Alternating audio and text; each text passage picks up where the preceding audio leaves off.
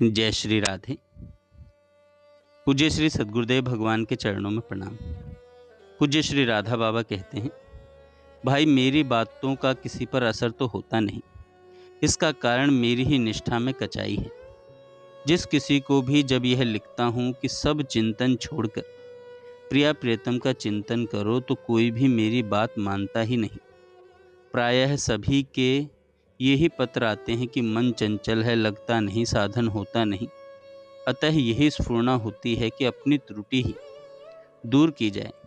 इसके बिना न तो सच्चा लाभ मुझे होगा, न ही मैं दूसरों के लिए भी मंगलकारी हो सकूंगा। मुझे तो आपसे यही निवेदन करना है कि प्रत्येक 5 मिनट में, फिर 3-3 मिनट में प्रभु से एक बार अंतर हृदय से विनय करें, हे नाथ, अपने चरणों में शाश्वत स्थान दो। मुझे तो यही साधन सर्वोत्तम अनुभव में आया है। यदि आपको रूखा लगे तो आप अन्य कोई रसिक महात्मा से रसीला साधन पूछ लीजिए। कुछ भी हो, चलना तो आपको पड़ेगा, तभी रास्ता पार होगा, तभी रास्ता पार होगा। पूज्य बाबा कहते हैं, मेरी तो सभी से यही विनम्र विनय है कि बिना प्रेम, बिना श्रद्धा ही यदि कोई हठपूर्वक अपनी जीभ को भगवान के नाम के उच्चारण में लगा दे और कानों से उस उच्चारण को सुनता भर रहे, तो शीघ्र ही मन इसमें ऐसा रस लेने लगेगा कि फिर हिलेगा ही नहीं। हमें मन की दुष्टताओं की ओर देखना ही नहीं चाहिए। मन कहीं भी जाए, भले ही विषयों में भागे, यदि जीभ ने नाम का आश्रय नहीं छोड़ा तो नाम की कृपा से सब कुछ अपने आप हो जाएगा। श्री रामकृष्ण परमहंस देव कहते थे, अमृत के कुंड में कोई अति श्रद्धापूर्वक महात्मा बुद्धि से उतरकर अमृत पान करे, अथवा जानबूझकर जबरदस्ती कोई अपने को उस कुंड में गिरा दे, या अन्य कोई गर्दन पकड़कर रोने झींकने, गाली गलौज कर प्रतिरोध करने पर भी उसे ढकेल दे, गिरने वाला किसी भी प्रकार गिरा हो, अमृत कुंड अमृतत्व तो उसे देगा ही।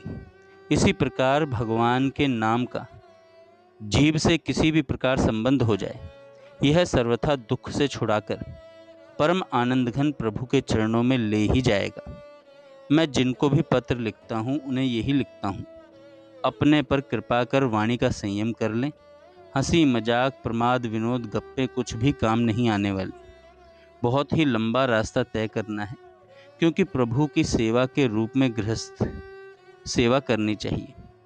अतः अति आवश्यक होने पर ही बोलें, शेष समय भगवान नाम की ध्वनि करते रहें। सावधान हो जाएं, जो श्वास गया वह लौटकर आने वाला नहीं है। मृत्यु का ठिकाना नहीं है, कब आकर यहाँ का सब खेल मिटा दे। अतः अपनी ओर से पूरी शक्ति लगाकर भगवान को पुकारते जाएं, अपनी ओर से पूरी शक्ति लगाकर भगवान को पुकारते जाएं। पूज्य बाबा कहते हैं, प्रेमी भक्तों की दशा विचित्र होती है। कोई कोई चाहते हैं कि मैं लता बन जाऊं, ऐसा होने पर फिर उसमें फूल लगेंगे और श्री कृष्ण आएंगे तथा अपने हाथ से उसे पकड़कर फूल तोड़ेंगे। फूल तोड़कर श्री गोपीजनों के अंचल में बांधेंगे। राधा जी के साथ मेरी पत्नियों को पकड़कर खेल खेलेंगे और मैं देखूंगा। धन्य है उनकी चाहना। ब्रज की लता बनना भी अनंत सौभाग्य से ही होता है। वे लताएं यहाँ की तरह जड़ लताएं नहीं हैं। वे लताएं चाहते ही गोपी बन सकती हैं, क्योंकि वृंदावन की सभी वस्तुएं सच्चिदानंदमयी हैं। वहाँ केवल रूप भिन्न भिन्न है, तत्वतः सभी वस्तुएं सच्चिदानंदमयी हैं।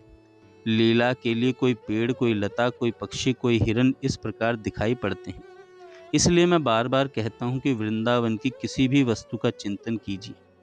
चिंतन करते करते मान लें, पेड़ का चिंतन करते करते ही आप मर गए और फिर पेड़ बने, तो वैसा पेड़ मामूली पेड़ नहीं बनिएगा।